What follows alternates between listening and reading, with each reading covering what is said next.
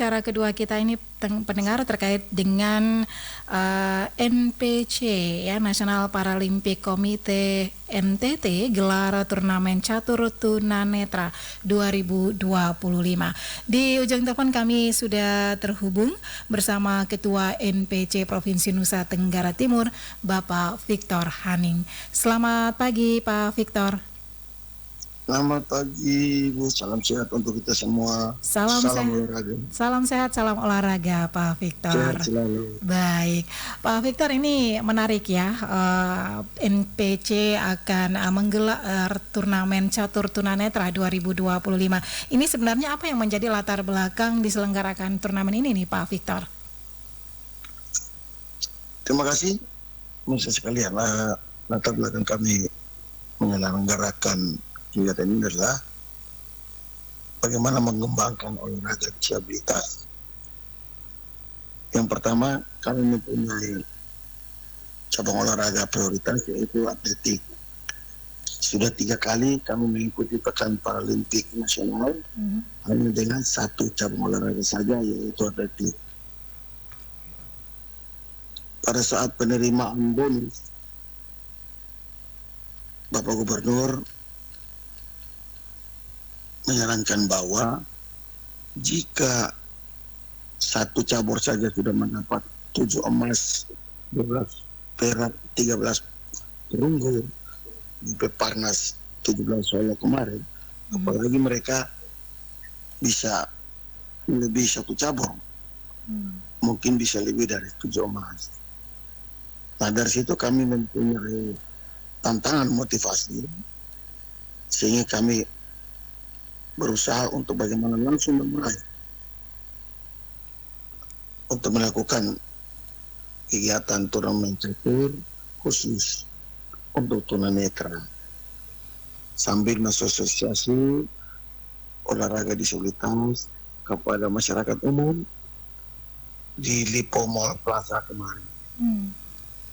Demikian. Oke, baik. Ini dibuka oleh Pak Wakil Gubernur begitu ya? Iya, dibuka oleh Wakil Gubernur Bapak Joni Asadoma kemarin. Baik, ini direncanakan sampai Baik, sampai tanggal berapa nih pelaksanaan turnamen ini, Pak? Pelaksanaannya sudah berakhir, Bu. Oh, sudah berakhir. Oke. Baik. Oke, tentunya ada tujuan ya dari turnamen ini khususnya bagi para atlet disabilitas seperti itu yang ada di NTT ya, Pak ya? Iya, kami mempunyai tujuan. Dari sini kami sudah membuat program rencana kerangka. Untuk cabang olahraga catur khusus tunanetra ini kami akan ikutkan pada Pekan Paralimpik Nasional 2028 nanti. Sehingga kami sudah mulai membina, mencari bibit potensial yang akan dilatih menuju ke sana. Baik. Iya. Baik, jumlah peserta sendiri yang mengikuti turnamen tersebut ini dari daerah mana saja? Apakah seluruh NTT atau cuma di wilayah Kota Kupang atau seperti apa nih Pak? Untuk diketahui, atlet catur ini khusus tunanetra tidak mudah. Ya, untuk olahraga difabel, atlet difabel untuk cari saja susah. Tapi puji Tuhan, alhamdulillah kita bersyukur bahwa kali ini ada 17 atlet tunanetra yang bermain catur. Itu datang dari Kota Kupang, Kabupaten Kupang, Kabupaten Timur Tengah Selatan, Kabupaten Belu, dan Kabupaten Manggarai, serta Persatuan Tunanetra Provinsi, Bertuni Kota Kupang, dan sekolah luar biasa yang ada di Kota Kupang.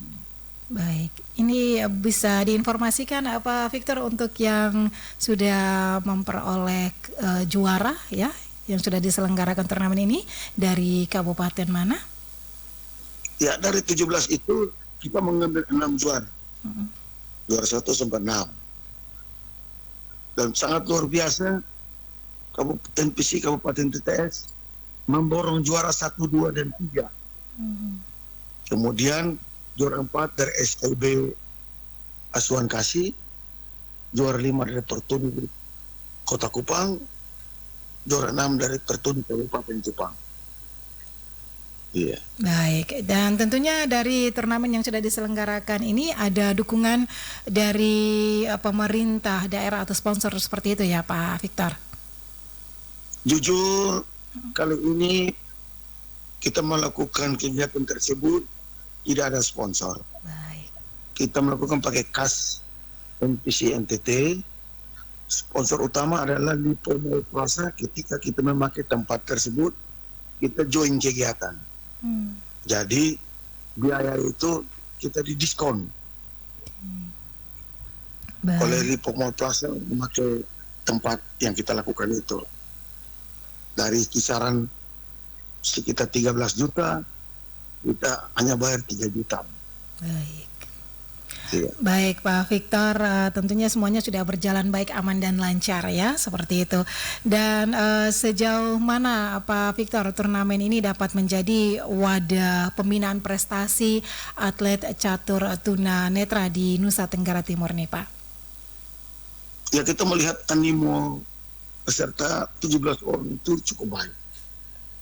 Dari situ kita melihat ada sekitar 8 pecatur yang akan kita panggil, kita bina untuk kita latih khusus. Karena kita tahu, kebetulan saya juga mantan pecatur NTT, jadi ada beberapa kelemahan yang perlu diperbaiki.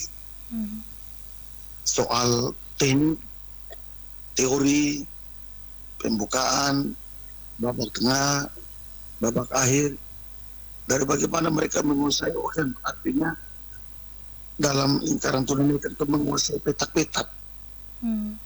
Petak-petak ini supaya mereka jangan buru-buru, harus sabar. Bagaimana mereka memainkan peran dengan jam catur. Itu sangat penting karena untuk masuk pada level nasional harus ada pengetahuan tentang hal itu. Juga notasi-notasi catur mereka harus pelajari. Ya, jadi tidak hanya main-main, tapi ada notasi catur, teori catur yang harus kita bantu mereka.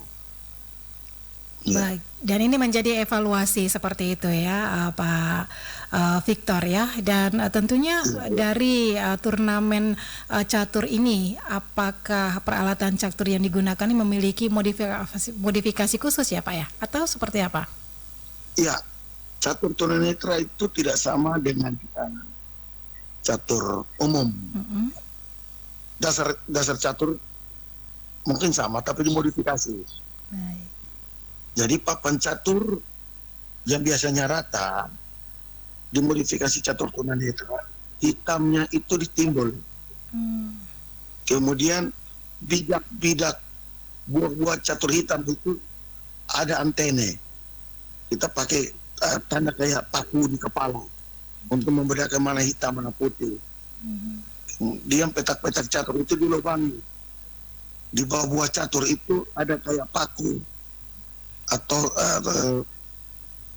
tiang yang bisa menusuk lubang-lubang itu, sehingga mereka meraba, mereka mencabut, langsung menancap pada lubang langkah catur. Iya, Ibu.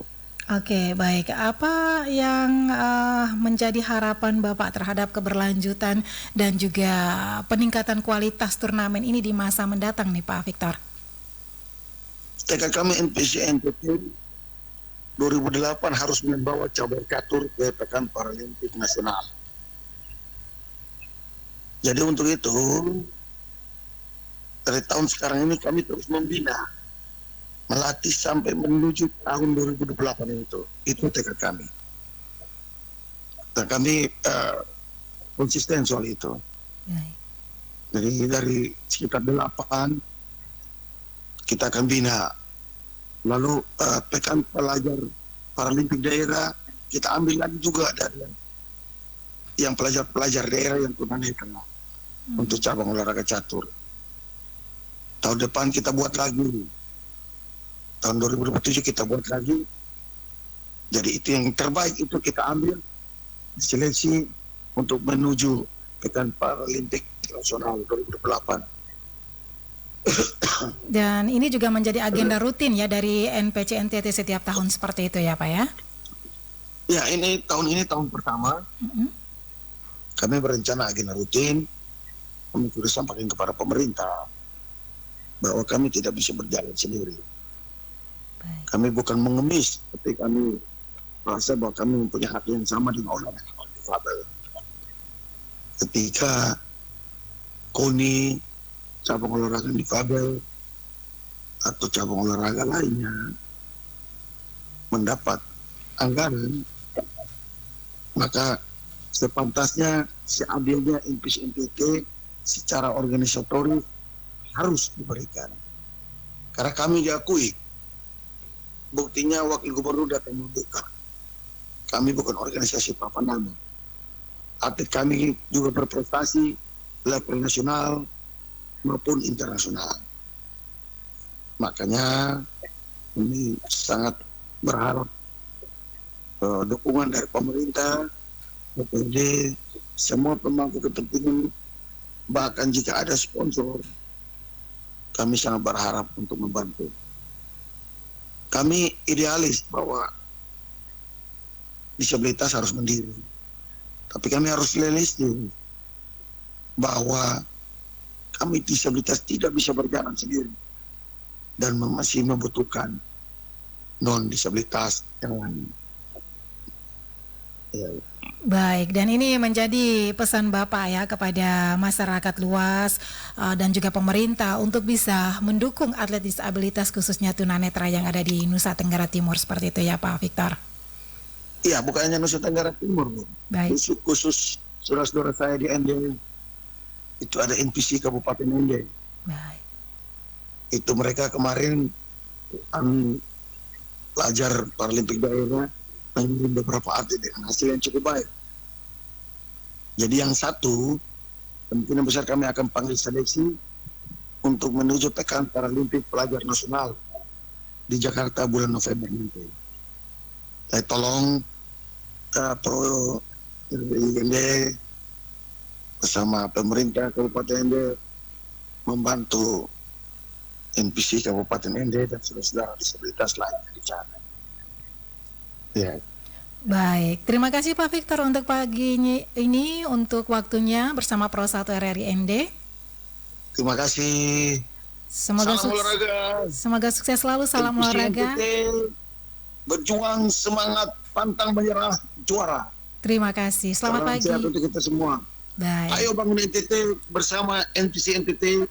Kaum disabilitas bisa, kaum disabilitas berdaya. Terima kasih Pak Victor.